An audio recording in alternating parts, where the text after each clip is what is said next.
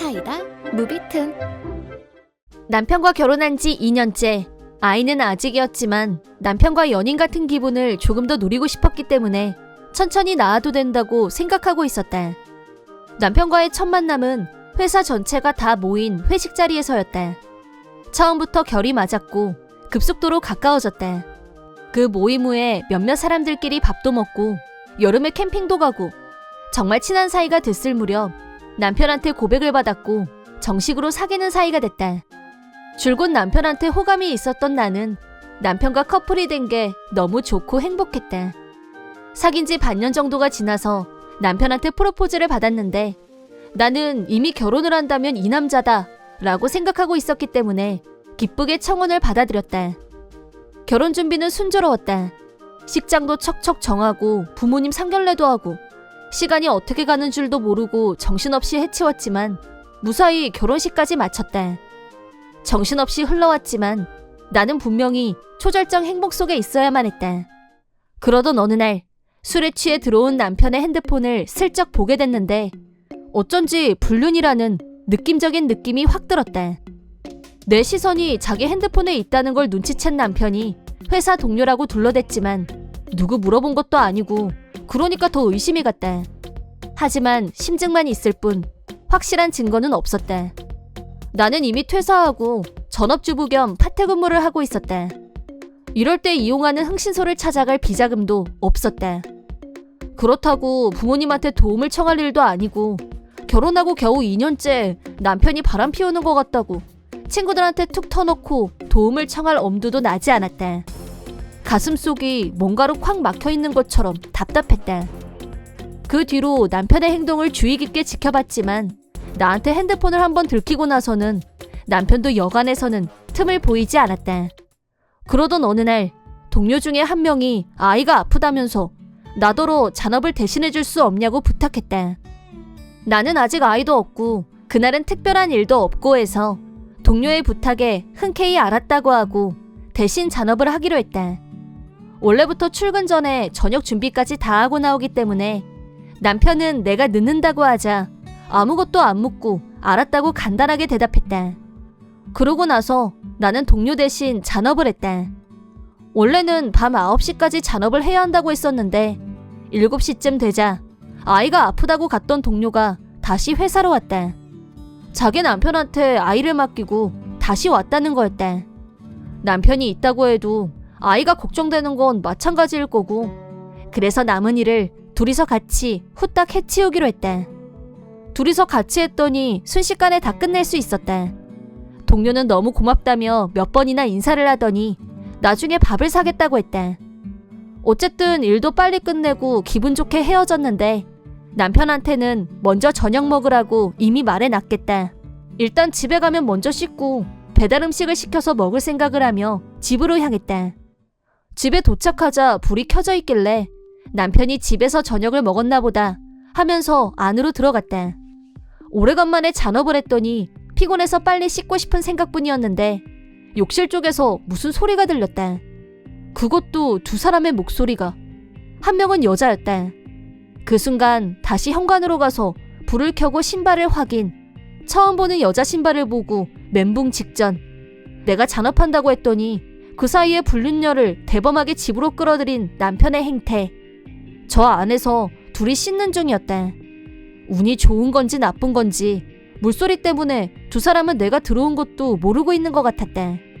순간적 판단으로 거실에 있는 무거운 탁자를 끌고 와서 욕실 문 앞을 막아버렸다. 그러고 나서 일단 소파에 앉아서 심호흡을 몇 번 했다. 최대한 평정심을 유지하고 싶었지만 심장이 벌렁벌렁거리고 손이 부들부들 떨렸다. 한 가지 확실한 건 남편을 용서할 수 없다는 거였다. 결심을 굳힌 나는 핸드폰을 꺼냈다. 한참 욕실에서 떠들던 두 사람은 즐거운 샤워 시간을 끝내려는지 문고리를 철컥철컥 돌려댔지만 열릴 생각을 안 하자 안에서 뭐야? 문이 왜 이래? 왜 안 열려? 라면서 급 당황한 남편과 그럴 리가 라며 목소리를 떠는 불륜녀의 반응이 들려왔다. 나는 문 앞으로 가서 미안, 나는 안에 누가 있는지 몰랐거든. 지금 거실 인테리어 바꾸는 중이니까 기다려 라고 했더니 거의 이성을 잃은 듯한 목소리로 남편이 네가 왜 있어? 왜 벌써 온 거야? 라고 하는 소리가 들려왔다. 그러자 아까보다 한층 목소리가 작아진 불륜녀가 잔업이라서 집에 안 들어올 거라고 했잖아. 어쩌고 하면서 여기서 어떻게 나가? 라며 남편을 재촉하는 모양새였다. 내가 지금 테이블 치우는 중이니까 조금만 기다리라고 하자 남편이 잠깐만 기다리라면서 안에서 소리를 질렀다. 안에서는 우당탕탕 요란한 소리가 들렸지만 우리 집 욕실은 사람이 밖으로 달아날 수 있는 창문 따위는 없었다. 나는 하나 둘 기합을 넣으면서 테이블을 치우는 중이라는 걸 알렸고 남편한테 이제 문 열어도 된다고 말하자 불륜녀는 안에 두고 자기만 밖으로 나왔다. 일찍 왔네. 나는 조금 더 늦게 오는 줄 알았어. 라면서 마치 아무 일도 없는 것처럼 태어난 척 연기했다. 그러더니 나를 방으로 들어가게 하려고 수작을 부렸다. 그러는 사이에 불륜녀를 내 눈에 안 띄게 현관으로 내보내려는 작전이겠지. 내가 남편이 하라는 대로 방으로 들어가는 척하자 남편의 얼굴이 급 환해졌다. 이제 살았다 싶었을 텐데 미안. 현관에 어머님 와 계셔. 라고 담담하게 말하자 남편은 헉 하더니 눈이 휘둥그레졌다. 그와 동시에 현관에서 깍 하는 소리가 났고 잠시 후 시부모님이 불륜녀를 거실로 끌고 들어오셨다. 남의 집에 함부로 들어온 여자가 있길래 현행범으로 체포했다. 라고 하면서 남편과 불륜녀는 빠져나갈 구멍이 없다는 걸 깨닫고 입을 꾹 다물었다. 방금 전 혼자서 저 두 사람을 제대로 상대할 수 있을까 불안한 생각에 가까운 곳에 살고 계신 시부모님께 빨리 와달라고 남편이 불륜녀와 둘이서 욕실에 있다고 전화로 말씀드렸다. 그러자 평소 불의를 보면 참지 못하는 시어머니가 당장 갈게 라고 하시더니 불과 몇 분 만에 달려오셨고 욕실에서 나는 소리를 확인한 후 불륜녀가 도망 못 가게 현관 앞을 지키고 계셨다. 남편과 불륜녀를 향한 시어머니의 분노는 나보다 몇 배는 더 강렬했다. 내가 끼어들 틈도 없이 어머님이 나서서 두 사람을 신문하셨다. 남편은 나한테 불륜이 들킨 것만으로도 이미 멘붕이 왔는데 시부모님한테도 다 들켰다는 걸 알고 나자 체념했는지 핑계를 대려는 의욕도 없어 보였다. 불륜녀는 죄송합니다라면서 우리한테 계속 사과했는데 부인이 잔업 때문에 집에 없는 그 짧은 사이에 남의 집 욕실에 들어가서 음탕한 짓이나 하는 여자가 온다고 우리 마음이 움직일 거라고 착각하는 건 아니겠지?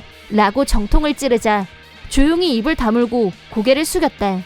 시어머니는 내 편이었고 그 힘을 받아 남편한테 이혼을 요구했다. 또 두 사람에게 각각 위자료를 청구하겠다고 말했다. 이혼하자고 했더니 남편이 갑자기 매달리면서 자기가 사랑하는 건 나뿐이라면서 잠깐 한눈판 것에 불과하다고 했다. 그 말에 불륜녀가 열을 받았는지 마누라 앞에서 자기를 모욕하는 건 못 참는다며 열을 뿜뿜 남편하고 불륜 중에 어떤 일이 있었는지 혼자서 썰을 풀었고 그걸 막으려는 남편과 대판 싸움이 벌어졌는데 시아버지가 둘 다 입 닥치라고 호통치자 두 사람은 다시 조용해졌다. 시부모님은 남편을 시댁으로 데리고 가겠다고 하셨고 두 분 모두 나한테 미안하다고 사과하셨다. 시어머니, 시아버지한테 사랑을 많이 받아서 남편의 불륜이 더 큰 충격으로 다가왔지만 한번 배신을 당하고 나니 다시 예전처럼 정상적인 부부로 같이 살 자신이 없어졌다고 하자 그것도 다 이해한다고 말씀하셨다. 그 후 남편은 시부모님이 지켜보는 가운데 이혼 서류에 사인했다. 사인하는 순간 자기가 무슨 짓을 저질렀는지 실감이 왔는지 나한테 고개를 깊숙이 숙이면서 미안하다고 했지만 이미 건널 수 없는 강을 건넌 후였다. 불륜녀는 자기는 평사원이라 위자료 낼 돈도 없다면서 끝까지 배째라고 버텼는데 시부모님이 고용한 변호사가 그럼 월급을 압류하는 방법밖에 없겠네요 라고 간단하게 절차를 설명하자 현타가 왔는지 위자료를 내겠다고 했다. 나같이 좋은 아내를 둔 것도 모르고 지복을 자기가 쳤다며 시부모님은 분노하셨고 남편에게 사실상 절연 선언을 한 거나 마찬가지였다. 남편이 말했던 것처럼 젊은 여자를 잠깐 데리고 논 것에 불과하다고 할지라도 그게 용서받을 수 없는 일이란 사실에는 변함이 없다. 잠깐의 불장난으로 치르게 된 대가는 결코 가볍지 않았고 지금쯤 후회하고 있겠지만 동정의 여지는 없다. 이번 영상은 어떠셨나요? 재밌게 보셨다면 구독, 좋아요에 댓글까지 달아주시면 감사하겠습니다. 그럼 다음 영상에서 만나요.